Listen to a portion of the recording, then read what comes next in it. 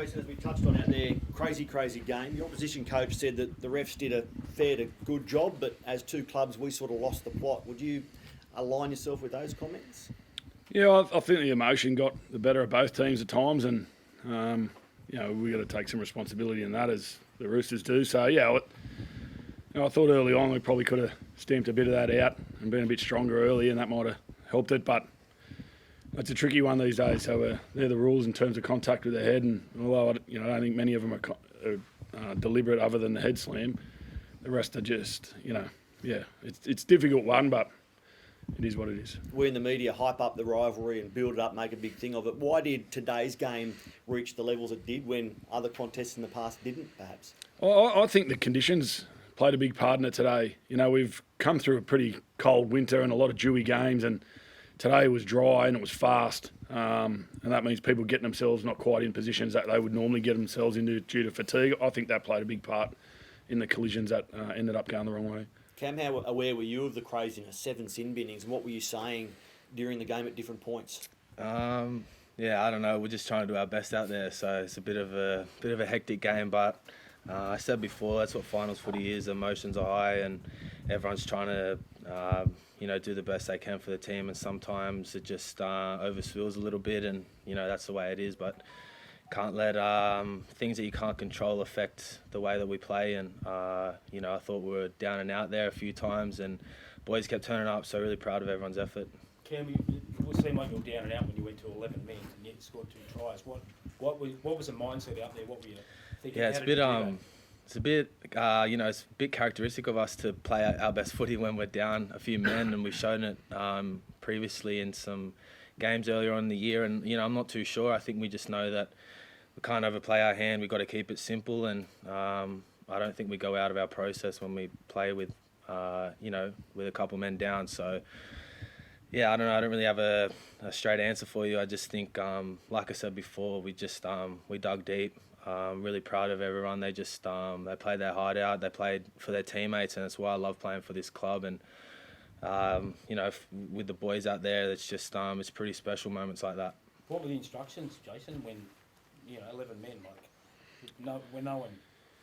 Yeah, we just we got to hold the ball, not give them too much footy. So if you go and set for set, then that 10 minutes is 5 minutes that you're defending, and we've got a mindset that we're inside out, and we don't let them come through us, make them go around us, so we give ourselves a chance to defend as much as we can. And Latrell got himself in the line, but the reality is when we go down to that, the concentration levels go up because you're down 2 men, and like Cam said, I think that has a big part of it. We were down to 11 men twice, and I think we scored in both times and didn't concede a try. So, but in that, we come up with some pretty big try-saving tackles as well, which were pretty special. Yeah, you must be happy with that defence as well, because it wouldn't be the first time we've sat here this year and you've complained about your defence saying it's not where it should be. But then 20 minutes in the second half with a final on the line, it really showed out. Yeah, for sure. And I think since the Dragons game, as defence has been a big part of our game. It has been, other than last week, which we didn't really prep for the game. We lost Cam early. We didn't have Cookie, so defensively that exposed us a little bit. But other than that, over the 10 weeks, we've been up there with the best teams in the comp defensively, and that's why we come in today confident. If we can keep teams under 14 points, we'll back ourselves to win most games. How is Cookie?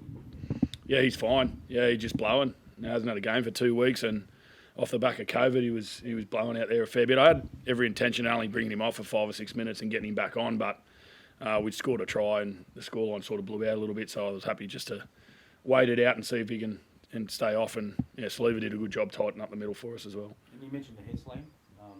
Obviously, you're happy with that? No, not at all.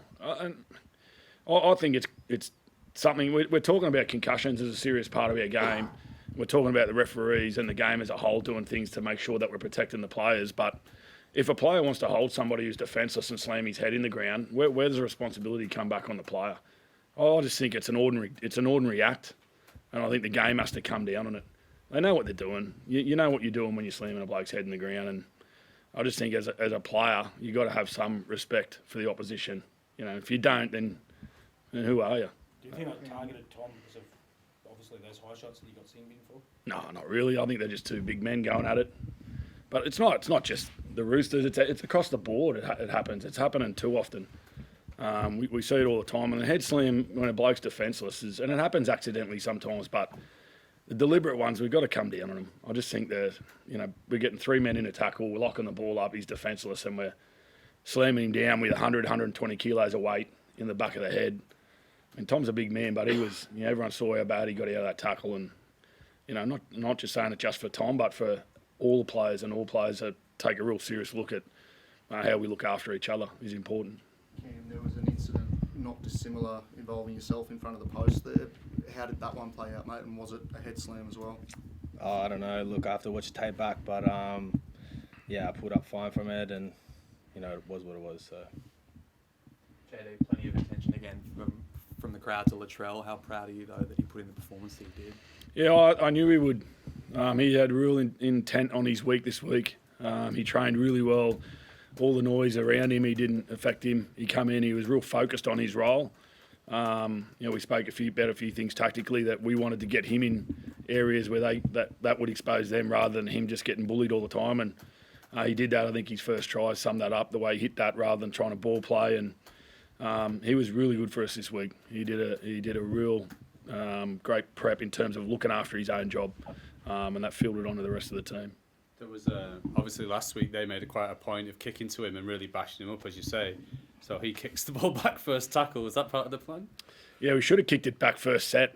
We locked him in, and then the ball went to AJ. So the plan was to kick it straight back again, but probably not on the third set when there was a bit more fatigue in the game. Not sure the middles appreciated it when he kicked it back, but we just wanted to switch it up a little bit and do something that we could turn it a tide on them. And that's finals, you're trying to add little things here and there just to challenge, and we're playing against one of the best coaches in the game.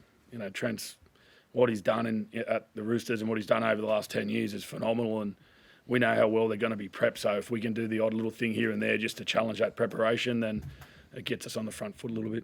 James Cronulla survived that epic last night. Now you've had that crazy game. Does the 80 minutes you just saw change anything you do over the next week in preparation for week 2 against the Sharks?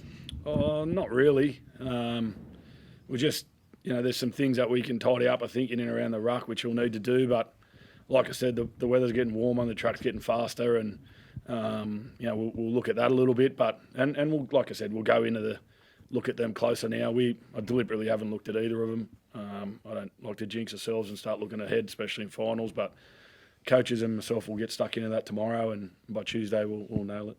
JD, how important is Cody Walker's experience there, especially when you do go down to 11 on 12 or 13, and yet he's laying on tries? How does he actually do that in that situation? Yeah, he's a generational player in my opinion. What he can do with the footy, not many in the game can do. His game smarts and his ability to execute, and the leaders spoke this week about the things they liked that their teammates, their fellow leaders bring, and that was one of the things that Cody we spoke about, was the right play at the right time. And yeah, he's been in some good form over the last 2 months, and he's playing with a smile on his face, and sets us up nicely for the final series. JD, how much concern is there that you could be without some players next week, potentially facing suspensions? Oh, it's concerning, but to be honest, I don't think they're that bad. I think Tom's first one was on report. I thought his second one was, it's a fine at best, but and Tane's a clumsy, so based on what the game's done over this course of the season, and I think they're looking at some fines, but we don't know, and it is what it is. We'll wait and see, and whatever it is, we'll deal with it. We've got some players lined up, ready to go, and that's why the squad's important. But also, we've got the benefit of using the suspension next year. I think that's a new policy that we're using. Is that we can? Yeah, can we do that? The fans want to see him play, so. I knew every coach would tuck that in the back pocket. Yeah, it's got to be, don't it? Surely I'll have a word to Pete on.